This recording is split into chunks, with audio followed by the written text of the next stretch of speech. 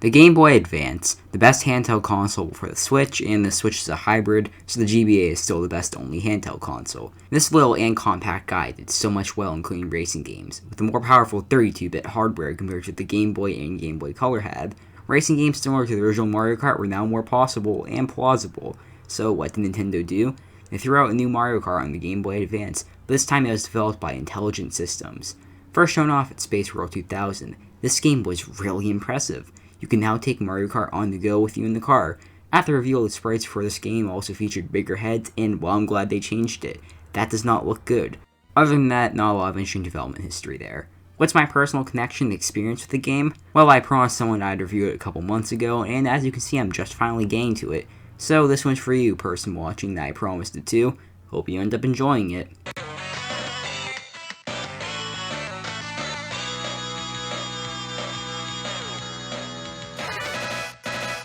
Booting up the game, you get an amazing title screen. In fact, I would consider this one of my favorites. It just screams coolness. Something about the music and then the characters all lined up is just so special, and way better than previous and future title screens.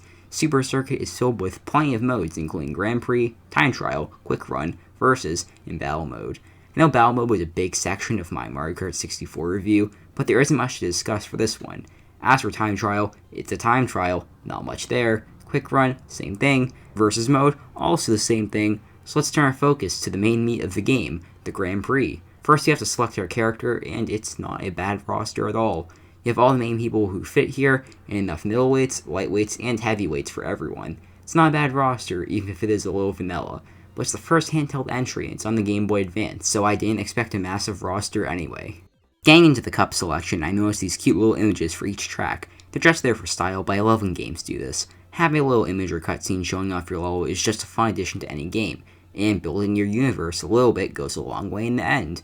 And once again, we have 5 cups: Mushroom Cup, Flower Cup, Lightning Cup, Star Cup, and Special Cup.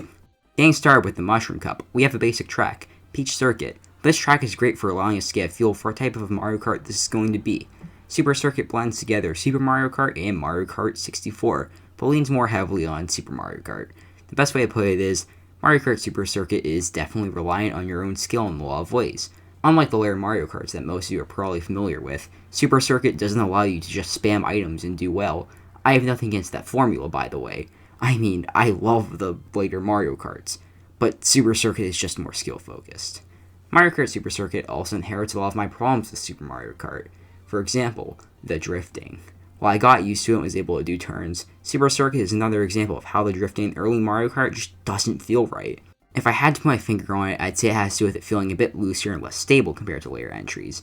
In later Mario Kart games, when I drift, I can feel confident that the turn will go well, because that drift feels nice and precise. But Super Circuit doesn't have that feeling. Other than that, it controls well. And don't get me wrong, even though I just complain about the drifting, Super Circuit still feels comfortable and smooth to control, except until later in the game. But I'll elaborate on that when I get there. Getting back to Peach Circuit, Super Circuit kind of sets up what you're in for out of the gate. Peach Circuit is a good time, but design isn't pure excellence. It's fine though, because this is just your basic star track to get the player warmed up. Moving on, we get to Shy Guy Beach, and Super Circuit's graphics start to shine here. The graphical style is very reminiscent of Super Mario Kart sprites, but Super Circuit also leans closer to the designs and color variety of Mario Kart 64. To go from what in my opinion are kind of ugly colors of Super Mario Kart, to some really nice color choice here, and it looks vibrant and I love it. This ended up being the last time we see this graphical style, and honestly I kind of do miss it. Super Circuit has some great color variety, and the backgrounds in this game help differentiate each stage. These feel like unique spins on existing stage gimmicks and themes, which makes the game pretty memorable. For example, Super Circuit's Special Cup features Bowser's Castle from Paper Mario, which is a nice nod to how Intelligent Systems developed both Paper Mario and Mario Kart Super Circuit. Super Circuit also introduces unique and special themes such as Cheese Land, Sky Garden, and Ribbon Road. All of these would later come back in Mario Kart 8 because these are great themes and they're some of the most unique of the entire series. Let's shift gears back to the track design itself. Super Circuit's track design is pretty fun but a little barren. Biggest limiting factor of these tracks is the hardware they're on. The Game Boy Advance was an impressive little machine with how much it could run, but it still had limits. Super Circuit couldn't do anything too crazy with its track designs or gimmicks. had to keep the tracks flat with occasional ramp allowing you to jump to make sure it played smoothly. Because of this, there isn't much to discuss here, unlike Mario Kart 64 where I went in depth with each track. I wouldn't consider that a massive fault of the game though. It's not bad track design. In fact, it's quite good in my opinion. Or at least it is until the Special Cup. Yep, here's where it comes into being bad. The Special Cup is awful. Lakeside Park has this area where you can get sent to pretty much an instant last place, and in a game where you can get ranked out if you don't place high enough, that's brutal. Broken Pier is definitely broken like the name describes, and it's just your generic theme of a ghost track, except the real scare is how often you can slip off and how unfun it is.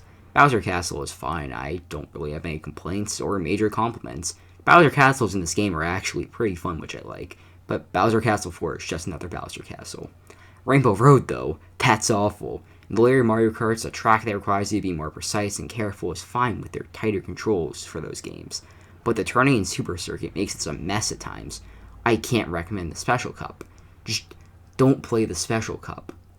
Super Circuit also features unlockable Super Mario Kart tracks, which is an impressive feature of how they essentially pack two very similar games into one game, giving it 40 tracks total. This is a case of quantity over quality though, since most of them feel nearly identical in a lot of areas and aren't really worth playing, especially since you have to do a ton of work to unlock them. Sure, there's a ton of tracks, but most of them feel the same. So yeah, that's Mario Kart Super Circuit. A good game that at the time got reviewed amazingly.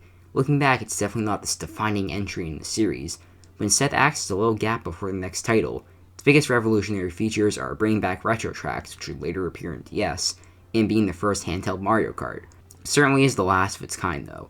It's the last intelligent systems developed Mario Kart, the last sprite-based Mario Kart, and the last of what I consider the skill-focused era of Mario Kart. If you have a Game Boy Advance, this might be worth picking it up. That's all for now though. I'm Fuse, signing out. Thanks for watching.